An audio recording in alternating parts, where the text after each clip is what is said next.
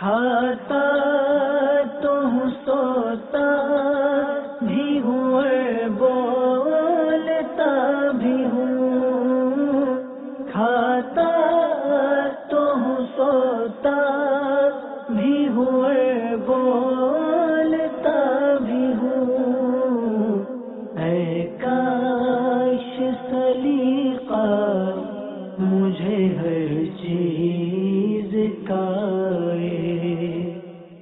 الحمدللہ رب العالمین والصلاة والسلام علی سید المرسلین اما بعد فاعوذ باللہ من الشیطان الرجیم بسم اللہ الرحمن الرحیم الصلاة والسلام علیک یا رسول اللہ وعلی آلک واصحابک یا حبیب اللہ الصلاة والسلام علیک یا نبی اللہ وعلی آلک واصحابک یا نور اللہ۔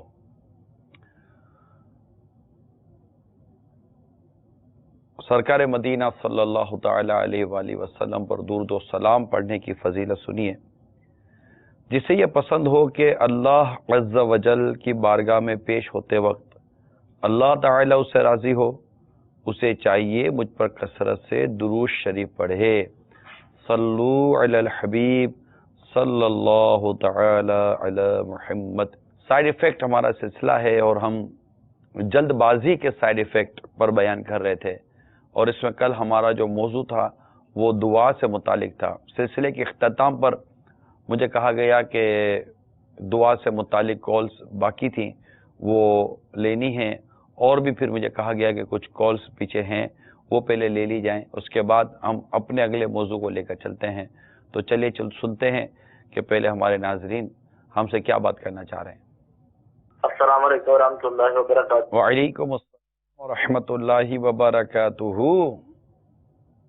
شیخ پورا پاک وارشق بنا سے محمد اعظم اختاری عرض کر رہا ہوں۔ بھائی صاحب آپ صحیح فرما رہے ہیں کہ جلد بازی کے بڑے نقصانات ہیں۔ ابھی پچھلے دنوں میں گیا ہوا تھا مدنی مشورے میں، تو رات ہو گئی تھی، تو میں نے تقریباً 80-85 کلومیٹر دور آنا تھا بائک پہ نا، تو مجھے کئیوں نے روکا کہ رک جاؤ رک جاؤ، میں نے کہا نہیں مجھے پہنچنا، مجھے جلدی ہے، مجھے جلدی ہے، مجھے جلدی ہے۔ یوں کرتے کرتے میں نکلا تو رستے میں میرا ایکسیڈنٹ ہوا، تو تقریباً 1 ماہ ہو گیا ابھی میں ٹھیک نہیں ہو پا رہا۔ تو آپ صحیح فرما رہے ہیں کہ یہ جلد بازی کے نقصانات جو ہے نا یہ بہت ہیں، تو آپ سے عرض ہے کہ میری صحت کے لیے بھی دعا فرمائیں۔ السلام علیکم ورحمۃ اللہ وبرکاتہ۔ وعلیکم السلام ورحمۃ اللہ وبرکاتہ۔ اللہ تعالیٰ آپ کو صحت دے، تندرستی دے، سلامتی دے، عافیت دے۔ یہاں 2 چیزیں میں عرض کروں گا۔ ایک تو آپ کو جلدی ہوگی، آپ کہہ رہے ہیں، پھر بعض اوقات مشورے مان لینے چاہیے۔ ایک واقعی بعض اوقات ہوتا ہے کہ آپ نے دیکھا ہوگا کوئی بہت بڑا واقعہ ہو جاتا ہے نا، تو ہم کہتے ہیں یار اس نے کہا بھی تھا، سمجھایا بھی تھا، کبھی ایسا نہیں ہوا کہ یوں روکا تھا۔ بعض اوقات آپ دیکھیں گے تو اسے سگنل ملتے ہیں، اس سگنل جو ہے نا ایک اشارے ایسے ہوتے ہیں کہ بس اس کو تھوڑا سا پک کرنے کی ضرورت ہوتی ہے۔ مثال کے طور پر آپ کہیں جا رہے ہیں، پیر صاحب کہہ دیں کہ یار میرا مشورہ مت جائیے، اللہ نہ کرے کوئی نقصان نہ ہو جائے فلاں فلاں، تو یہ بھی ایک سگنل ہوتا ہے، رک جانا چاہیے۔ بہت سارے ایسے سگنل ہوتے ہیں، ماں باپ کی طرف سے ایسے بعض اوقات ملتے ہیں۔ یہ مطلب اس کا کوئی وہ نہیں کہہ رہا کہ اس کی کوئی میں نے کوئی شرعی طور پہ چیزیں نہیں پڑھی، ایک ایسے ہی پریکٹس میں عموماً چیزیں دیکھی بلی ہوتا ہے کہ حادثہ ہو جاتا ہے، کوئی سی چیز ہو جاتی ہے، تو پھر وہ یار اس سے کہا بھی تھا، یار یوں کہا بھی تھا۔ البتہ جب کوئی جا رہا ہو نا، اب جا رہا ہے، اس کو بھی دعاؤں سے نواز دیں۔ اب نہیں رک رہا، ہو سکتا ہے اس کی مجبوری ہو، پریشانی ہو، تو دعاؤں سے نواز دینے سے کرم ہو جاتا ہے، اور اللہ تعالیٰ دعا قبول فرما لے تو پھر تو بہت ساری مصیبتیں پریشانیاں ٹل جاتی ہیں۔ اللہ کا نیک بندہ جب دعا کر دیتا ہے تو واقعی بہت سارے جو ہونے والی چیزیں بھی ہیں نا وہ بھی ٹل جایا کرتی ہے، کیونکہ دعا یہ بلاؤں کو ٹال دیتی ہے، اور جب اللہ کا نیک بندہ دعا کر دیتا ہے تو ٹل جاتی ہے۔ عموماً مائیں دعائیں کرتی رہتی، جا اللہ اور اس کے رسول کے حوالے۔ ہمارے بڑی بوڑھیاں کہا کرتی تھی جا گوشت پاک کے حوالے، گوشت پاک کے حوالے، گوشت پاک کے وسیلے۔ تو یہ ہوتا رہتا ہے، تو اس طرح دعائیں دیتے رہنا چاہیے، کوئی حرج نہیں ہے، اور جلد بازی نہیں کرنی چاہیے۔ اب آپ کو وہ ہمارے اس میں میمنوں میں میں مہمان ہوں، میری جو زبان ہے وہ میمنی ہے، میمن کمیونٹی سے ہوں. ہمارے میمنوں میں کہاوت ہے، وارے نہ وریو ہارے وریو. یعنی یہ میں سمجھاتا ہوں، یعنی جب سمجھایا تو نہیں مانا، لیکن جب سر پر آئی نا تو مانا. ارے ہارے وریو، جب ہارا تو تب سمجھ میں آئی، وارے نہ ہو جب بدے موڑ رہے تھے تب نہیں موڑا. تو یہ ایک سمجھانے کے لیے میمن کہاوت ہے. تو بعض اوقات ایسا ہوتا ہے کہ سمجھاتے ہیں لیکن نہیں سمجھتے، تو سمجھ جانا چاہیے. یہ ہمارے اس کال سے ضمناً ایک مدنی پھول مدنی چینل کے ناظرین تک پہنچانے کی کوشش کر رہا ہوں. جیسے ہمیں کہتے ہیں بھائی میٹھا کم کھائیے، شوگر ہو جائے گی. اب نہیں مانتے، شوگر ہو جاتی ہے، پھر مانتے ہیں، پھر میٹھا چھوڑ دیتے ہیں. تو اس کو یہ کہتے ہیں کہ ہارے وریو وارے نہ وریو.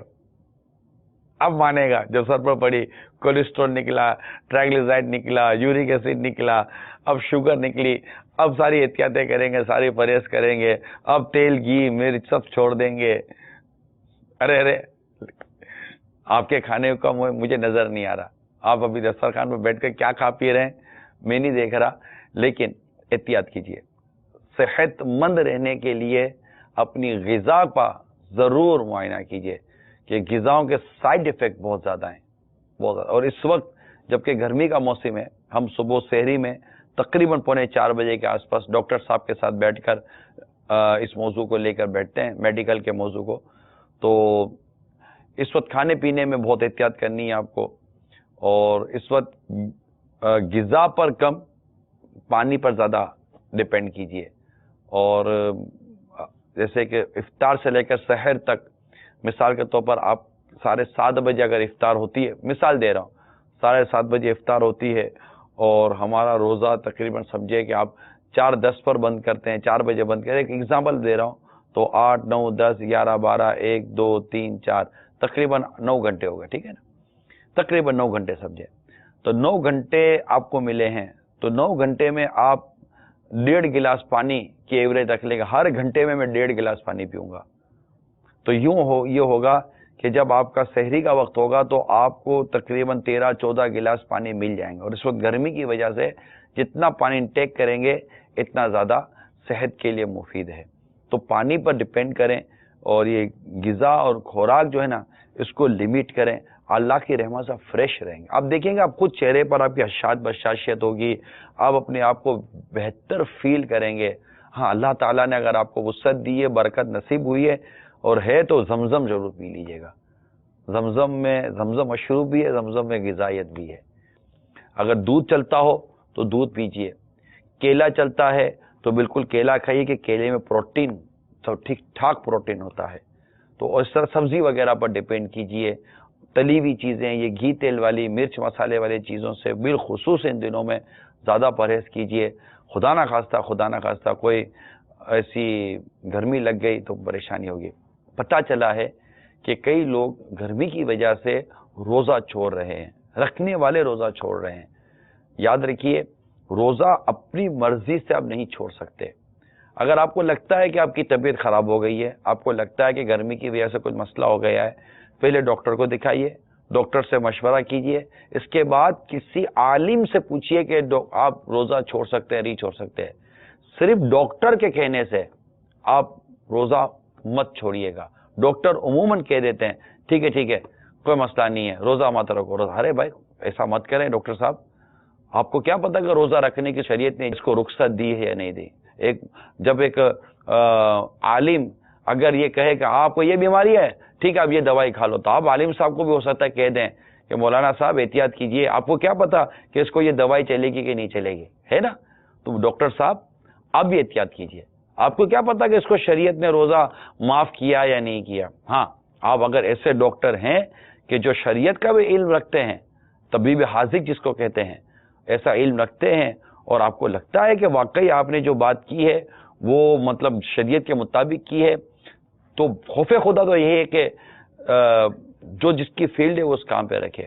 تو میں نے ایک ایگزامپل دے دی کہ ایک مولانا، ایک مذہبی آدمی اس طرح میڈیکل میں طب میں ہاتھ نہیں ڈالتا. ہاں اگر عالم ہے اور طبیب بھی ہے، اور عموماً کئی علماء طب جانتے ہیں، حکمت جانتے ہیں، اگر وہ مطلب کہ اپنے طب کی علم کی روشنی میں کوئی مشورہ دیتے ہیں تو وہ شرعی مسئلہ شرعی حکم بھی دے سکتے ہیں.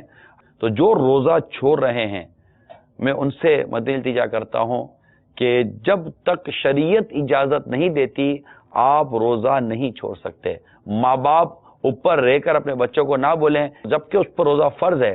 ماں باپ نہ بولیں روزہ چھوڑ دے بیٹا روزہ چھوڑ دے, نہیں کوئی بات نہیں کوئی بات نہیں کوئی بات نہیں, اللہ معاف کرے گا اللہ معاف کرے گا اللہ معاف کرے گا. اللہ تعالیٰ بے شک معاف فرمانے والا ہے, لیکن اسی نے تو روزے فرض کیے ہیں. تو یہ بھی جلد بازی ہے کہ آپ جلد بازی کے اندر فیصلہ سنا دیتے ہیں جبکہ وہ فیصلہ قرآن و حدیث کے خلاف ہوتا ہے.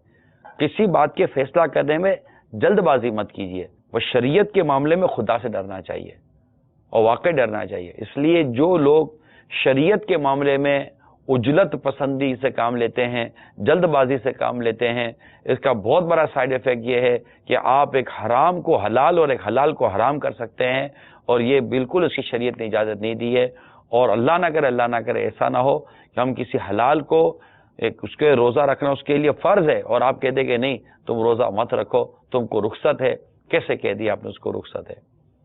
لہٰذا جتنے بھی اسلامی بھائی یا اسلامی بہنیں جن پر روزے فرض ہیں اور وہ صرف اس وقت موسم کی وجہ سے کلائمیٹ کی وجہ سے آپ سمجھتے ہیں کہ اب آپ روزہ نہیں رکھیں گے, ایسا نہیں ہے. آپ احتیاط کیجئے اور شرعی رہنمائی لے لیجئے. میں کسی فرد واحد کو نہیں کہہ رہا کہ آپ روزہ رکھیے نہ رکھیے, میں ایک جنرل بات مدنی چینل پہ بیٹھ کر آپ کو سمجھانے کی کوشش کر رہا ہوں. تو آپ احتیاط کریں, پانی پیجئے, اور جو مطلب ایسی غذائیں جو مطلب کہ آپ کو ٹونک دیتی ہیں وٹامنس دیتی ہیں ان کو برقرار لائیں. اپنے سر کو ڈھانپ کر رکھیں گے ڈائریکٹ آپ کو دھوپ کی تپش نہ پڑے. لائٹ کلر کے یا زے قسمت کے وائٹ کلر کے کپڑے پہنے, آپ کو وہ دھوپ کی شدت سے بچائیں گے. مسکرانے کی عادت رکھیے, حشاش بشاش رہیے. جی ہاں, آپ تجربہ کر کے دیکھیے گا. چلیں اس 26 گھنٹے میں تجربہ کر کے دیکھتے ہیں. آپ مسکرانے کی عادت پیدا کریں, حشاش بشاش رہنے کی کوشش کریں, لوگوں کو خوش رکھنے کی کوشش کریں. آپ کو فیل کم ہوگا کہ آپ کو کوئی مطلب ایسی ہے.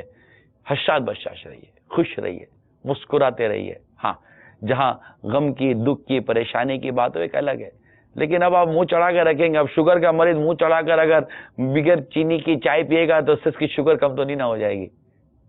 ایڈجسٹمنٹ تو کرنا پڑے گا خود کو. اللہ تعالیٰ خیر فرمائے. جلد بازی کا جو ہم لے کر چل رہے تھے, آپ نے ایک محاورہ سنا ہوگا جو لوگ کہتے ہیں کہ جوانوں کی طرح وضو کرو بوڑھوں کی طرح نماز پڑھو. غلط. یہ کسی نے کہہ دیا, یہ کوئی عالم کا کوئی مفتی کا قول نہیں ہے. یہ یار لوگوں نے اسٹیکر نکال دیے کہیں لگا دیا لکھ کر اور یہ چل پڑی ہے کہ جوانوں کی طرح وضو کرو اور بوڑھوں کی طرح نماز پڑھو. نہیں, تسلی کے ساتھ اطمینان کے ساتھ تسلی کے ساتھ پورا وضو کریں, تسلی اور اطمینان کے ساتھ پوری نماز پڑھیں. اگر وضو میں آپ جلد بازی کی تو یاد رکھیے آپ کو وضو ہی نہیں ہوگا, اور یہ بہت بڑا پرابلم ہے کہ آپ کا وضو ہی نہیں ہوگا تو نماز کہاں سے ہوگی. لہذا اب وضو کا اہتمام کریں اور وضو میں بالکل جلد بازی نہ کریں.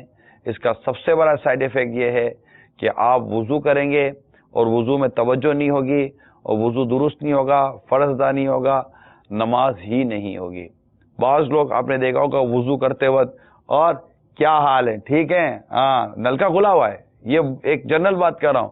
وضو خانے پر آ کر صاحب لوگ بیٹھیں گے, پہلے ہی وضو خانے پر بیٹھنے کے بعد ان کا پہلا کام پتہ ہے کیا ہوگا, نلکا کھولیں گے اور پانی جا رہا ہے, اور خیریت سے ہو, ٹھیک ہو, ہاں ہاں ہاں نماز میں آیا کرو, مسجد میں نظر آیا کرو, رمضان میں آتے ہو, یوں کر کے پہلے بات ہے, بھائی جان وضو پانی گر رہا ہے, ایسے ہی جا رہا پانی, پتہ ہی نہیں ہے یہ پانی ضائع ہو رہا ہے, اسراف ہے, پھر آستینے چلا رہے ہو, اور اس کے بعد وہ ہاتھ بھی دھوتے دھوتے باتیں کریں گے, اور کیا آج کل کیا ہو رہا ہے, آج کل مارکیٹ میں کیا ہو رہا ہے, پھر یوں کریں گے, اور منہ بھی دھوتے وقت بس دھوتے رہیں گے جو ان کو سمجھ میں آئے گا.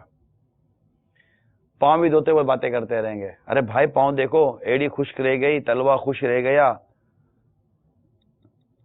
پاؤں خوش رہ گیا, کیا ہوا؟ میں اس شخص کو دیکھا, مطلب سمجھانے کی اس میں میرے میں ہمت نہیں تھی. دیکھا کسی مقام پر تو وہ پانی یوں پاؤں پر ڈال رہے ہیں، اور یہ جیسے پاؤں ہے نا، یوں پانی ڈال رہے ہیں، اور پانی پانی ڈالتے ڈالتے اب نہ ان کو اس کے تلووں کا ہوش ہے کہ یہ مجھے تلوے دھونے، نہ ان کو مطلب کہ اس چیز کی پرواہ ہے کہ یہ ٹکنے وغیرہ کا کیا ہوگا، کچھ بھی نہیں. تو اب یہ مطلب کہ یہ تلوا ہے تو اس کے نیچے کے سارے حصے کو غور کرنا پڑتا ہے، خلال کرنا پڑتا ہے، ٹخنوں تک مطلب کہ یوں پاؤں دھونے پڑتے ہیں. یہ ساری چیزیں مطلب کہ احتیاط کرنی پڑتی ہیں کہ پاؤں ٹخنے تک دھونا ہے، اور نیچے بھی دیکھنا ہے کہ کوئی چیز لگی ہوئی تو نہیں ہے. اسی طرح اوپر بھی واضح دیکھنا ہوتا ہے کہ کوئی چیز لگی ہوئی تو نہیں ہے. اب ایسے ہی خالی پانی بہا کر آپ لوگ یوں نکل جائیں گے، اور اگر جو حصہ دھونا فرض ہے اگر وہ رہ جائے گا تو ظاہر ہے کہ وضو نہیں ہوگا.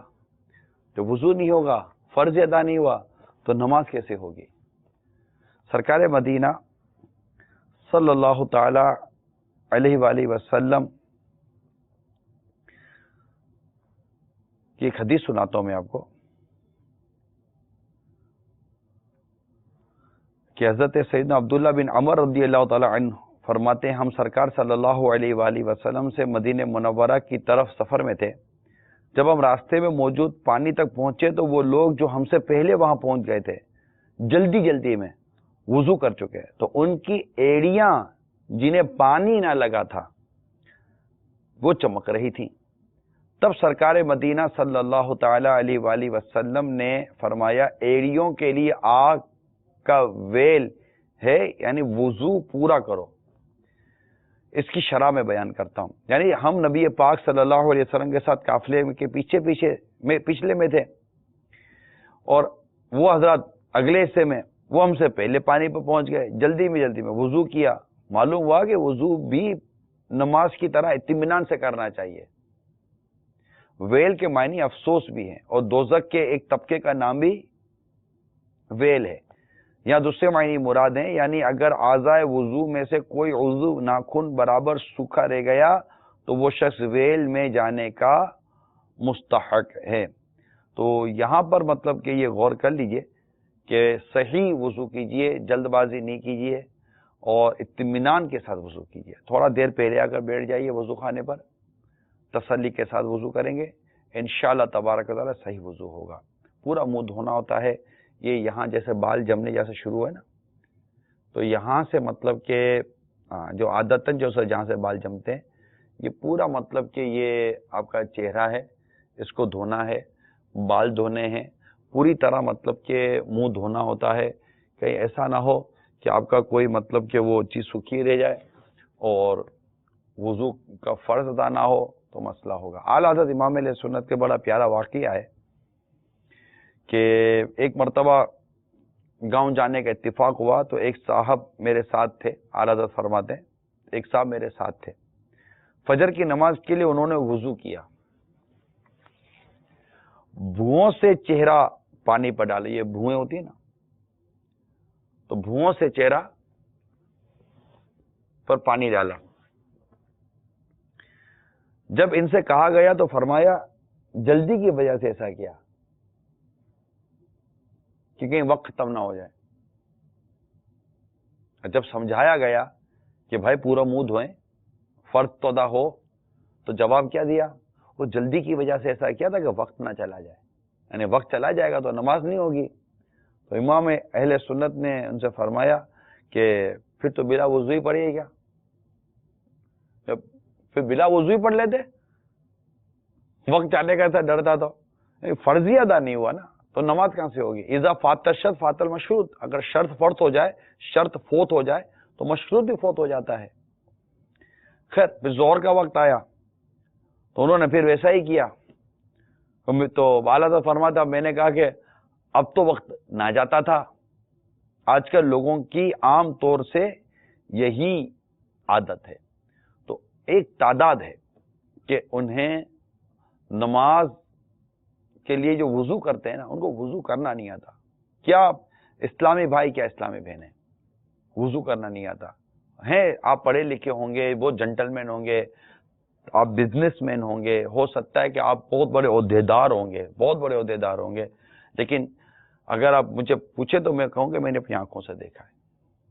اب یقین مانے وضو کرنے نہیں آتا, اچھوں کو وضو کرنے نہیں آتا. وضو خانے پر ہم بھی بیٹھے ہیں, ہم نے بھی اپنے آس پاس کئی لوگوں کو وضو کرتے ہوئے دیکھا ہے, اور بڑے بوڑھے تو ویسے ہی نہیں مانتے وضو کے, ان کو سمجھانے بیٹھو تو چل ہفتہ 8 دن بعد نماز پڑھنے کے لیے آیا ہے, ہمیں سکھانے کے لیے بیٹھا ہوا ہے. اب بڑے میاں سے کون بات کرے گا؟ بڑے میاں تو ان کو بولنا ہی مشکل ہو جاتا ہے. ہماری عمر نکل گئی, داڑھی کے بال سفید ہو گئے, ہمیں سکھاتا ہے. ہم کہاں بولتے آپ کی داڑھی کے بال سفید نہیں, آپ کے سر کے بال سفید, آپ کی داڑھی کے بال سفید, آپ کی بھوؤں کے بال بھی سفید ہو گئے.